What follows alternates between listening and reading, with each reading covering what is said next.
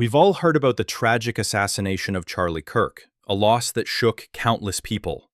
In the aftermath, some are calling for the death penalty for his killer, while others argue against it.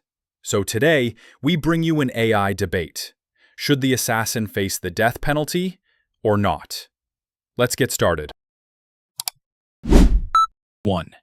Do you think we should apply the death penalty on Charlie Kirk murderer or not, and why? Absolutely yes. Charlie Kirk's murderer deserves the death penalty. This wasn't just any crime. It was the calculated assassination of a man who spent his life advocating for freedom, responsibility, and shaping the future of millions of Americans. Every action he took, every speech, every event he organized influenced countless people.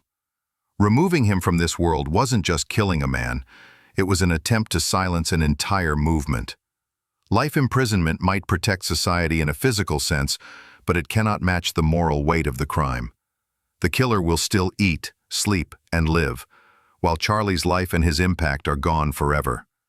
The death penalty is the only punishment proportional to the magnitude of this act, the only way to truly honor Charlie's life, and to show society that such attacks will meet the strongest lawful response. No, absolutely not. Taking another life, even that of someone who committed a horrific crime, is morally and practically wrong. Justice can still be served through life imprisonment without parole, which ensures the murderer will never harm anyone else. This approach removes the risk of repeating violence while preserving society's ethical standards. Applying the death penalty risks creating a dangerous hierarchy of human worth. Charlie Kirk was famous, yes, but fame should not determine who deserves to live or die.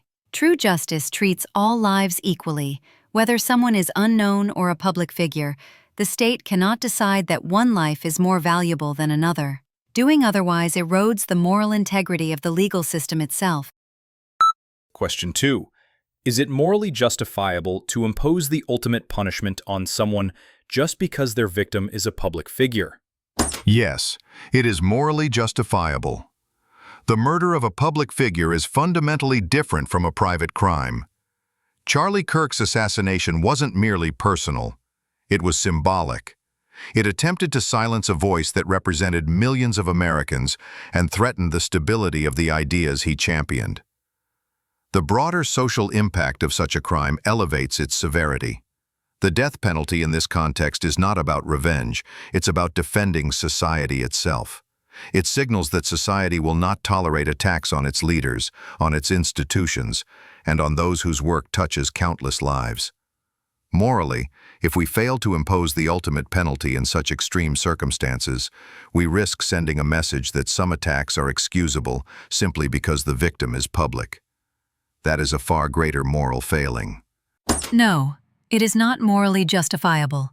Every human life carries the same intrinsic value, whether the person is famous or unknown. Punishing someone more severely because their victim is well known turns justice into a system based on status, not fairness. The law must remain impartial. Allowing fame to influence sentencing creates a dangerous precedent. Today it's a public figure. Tomorrow it could be anyone with wealth, influence, or notoriety. Morally, justice demands that we resist this temptation.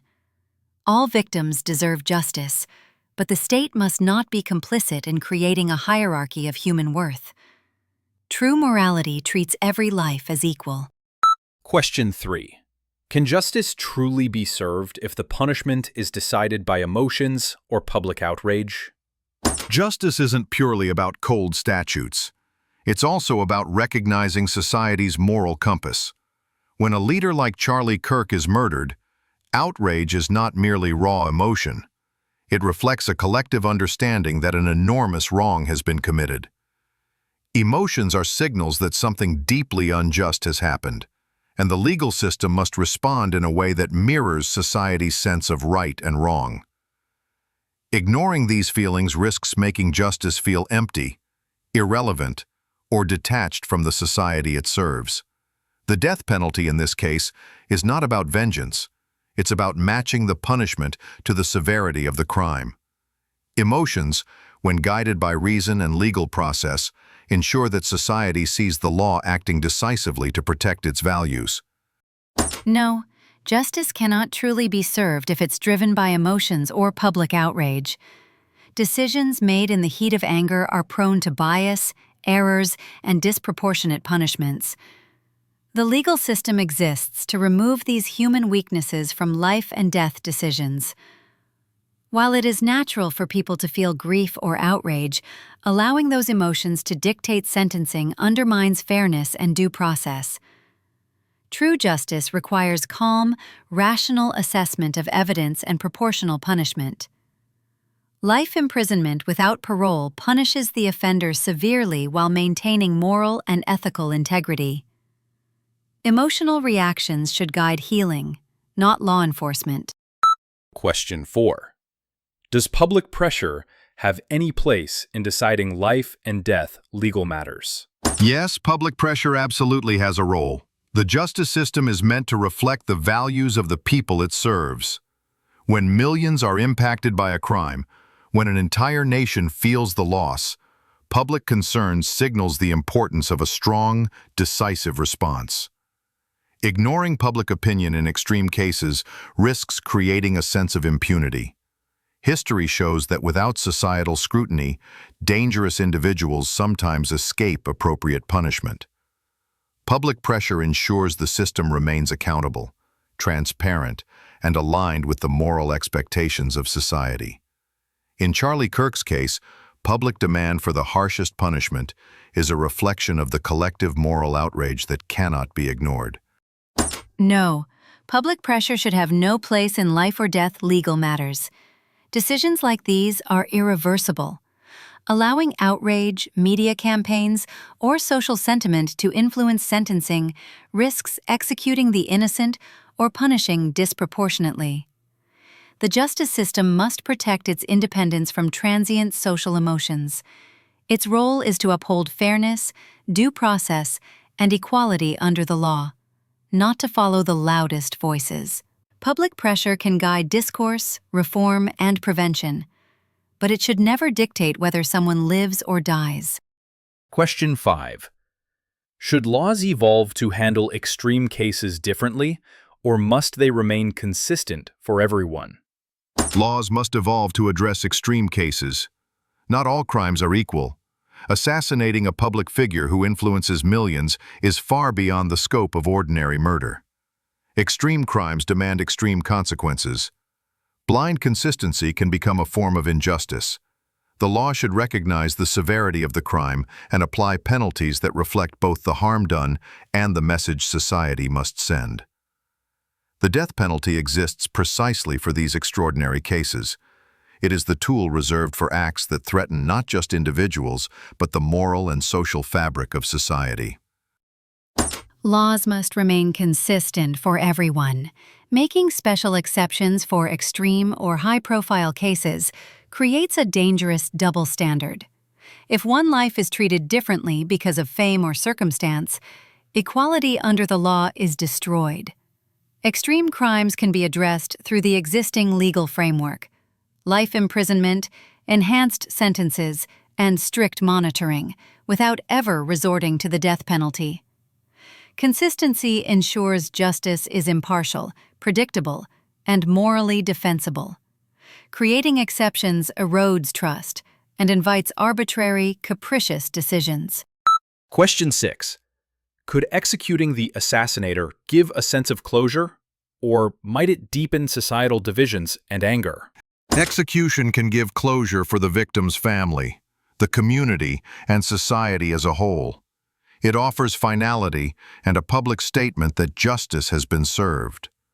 Long, drawn-out imprisonment may feel incomplete, whereas a decisive sentence communicates moral clarity and societal condemnation. Yes, there is a risk of inflaming passions or divisions, but with careful handling, fair trials, transparent evidence, and measured public messaging, the benefits outweigh the risks. Closure, when paired with a responsible legal process, reinforces trust in the system and demonstrates that society responds decisively to the gravest offenses. Execution might offer a superficial sense of closure, but true closure comes from accountability, fairness, and truth, not taking another life. Executions often deepen societal divisions and can even create martyrs, fueling anger and resentment. Life imprisonment without parole removes the offender permanently from society, while upholding moral principles and avoiding new cycles of violence. Closure built on justice, transparency, and ethical consistency is far more lasting and meaningful than closure based on vengeance. Question 7. Is the death penalty ever a moral tool, or is it inherently flawed? The death penalty can be a moral tool when applied carefully. In extreme crimes like premeditated murder or political assassination, society itself is under attack. Applying the ultimate punishment demonstrates accountability, reinforces moral order, and protects the community. Its morality depends entirely on certainty and fairness. When guilt is proven beyond doubt and the crime is exceptional, the death penalty becomes a tool that communicates the seriousness of the offense and preserves societal stability. It's not revenge, it's proportional justice. The death penalty is inherently flawed. Taking a life as punishment, regardless of the crime, risks moral corruption, irreversible mistakes, and devalues human life. Evidence shows it does not reliably deter crime, and it disproportionately impacts marginalized groups. Morally, justice is found in upholding life, fairness, and impartiality. Life imprisonment without parole delivers accountability, protects society, and avoids repeating the cycle of violence. That is the only ethically defensible approach.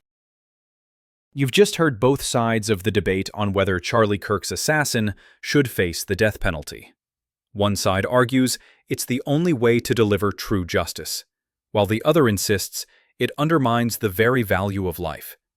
Now the question is, what do you think? Should the ultimate punishment be applied, or is it a step too far? Comment down below your opinion. The debate continues with you.